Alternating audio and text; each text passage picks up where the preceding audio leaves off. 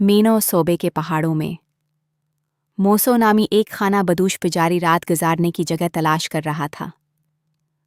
जो घर उसे मिला वो सुगवारों से भरा हुआ था और एक लाश बिल्कुल अकेली पड़ी थी। गांव वालों का एक सख्त दस्तूर था, आधी रात के बाद कोई भी लाश के साथ घर में नहीं रह सकता था।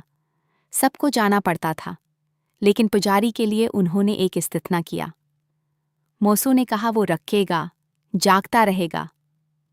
उसे भूतों और शैतानों का कोई डर नहीं था। यही उसकी पहली गलती थी। आधी रात के करीब जब गांव वाले चले गए, मोसो ने पड़ोसी कमरे में रखी लाश के लिए बुद्धमत की रस्में अदा कीं। सौतर पढ़े, नजराने चढ़ाए और अंधेरे घंटे गुजारने के लिए बैठ गया। घर में सुनाटा छा गया। पहाड़ जैसे ऊपर से दबाने लगा और फिर सुबह से पहले की उस गहरी खामोशी में, अंधेरे में कुछ हिला।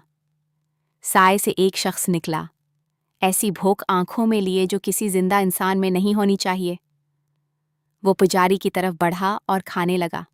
खाना नहीं, लाश। मर्दे का कुचा गोश्त एक जानवर जैसी बेकाबू हिर्स के साथ नूच नूच कर खा रहा था। मोसो दहशत से देखता रहा, जैसे पत्थर बन गया हो। फिर वो मखलूक उसकी तरफ मड़ी और बोली।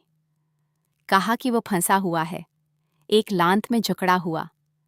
मर्दे खाने पर मजबूर, ना रख सकता है, ना चीन पा सकता है। बरसों से यही कर रहा है, बल्कि दहाइयों से। उसने पुजारी से इल्तिजा की, दुआ करो, कोई रास्ता निकालो, इस लांत से आज़ाद करो जो उसे इस पहाड़ी वादी से बांधे हुए है। सुबह होते होते वो शख्स गायब हो गया। लाश बुरी तरह मसख पड़ी थी। जब गांव वाले वापस आए तो मोसू ने उन्हें सब कुछ बताया। सरदार का चेहरा सफ़ेद पड़ गया। उसने सच बताया कि कई साल पहले उस गांव में एक पुजारी ने बहुत बड़ा गुनाह किया था, लालच और हिर्स का गुनाह। उसे लांत लगी और वो जिकी निंकी बन गया, एक भोका भूत जो हमेशा के लिए लाशें खाने पर मजबूर, जिंदों और मर्दों दोनों की नज़रों में ज़लील। लेकिन यहाँ एक बात समझ नहीं आती। इस रात के तमाम बयानात में कहीं नहीं लिखा कि मूसो ने आगे क्या किया। क्या उसने कोई रस्म अदा की इस रूह को आज़ाद करने के लिए? क्या वो मखलूक फिर कभी नजर आई? कहानी बस यहीं ख़त्म हो जाती है। पुजारी की आखिरी दुआएं, अगर उसने मांगी भी थीं, कभी लिखी नहीं गईं।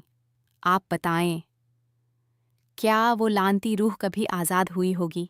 और सबसे बड़ा सवाल यह है कि मोसू ने जो देखा, क्या वो सच में हुआ था या बस उसके जहन का वहम था?